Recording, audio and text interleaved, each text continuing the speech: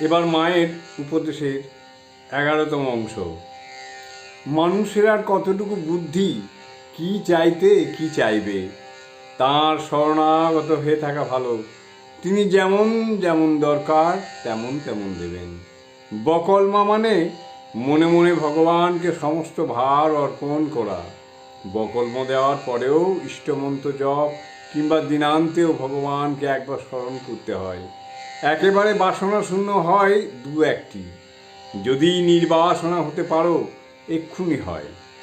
যতক্ষণ আমি রয়েছে ততক্ষণ বাসনা তো থাকবেই। ওসব বাসনায় তোমাদের কিছু হবে না, তিনিই রক্ষা করবেন।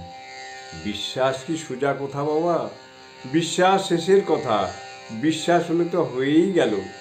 অবিশ্বাস তো আসবেই, সংশয় আসবে, আবার বিশ্বাস হবে। এই রকম করেই তো বিশ্বাস হয়।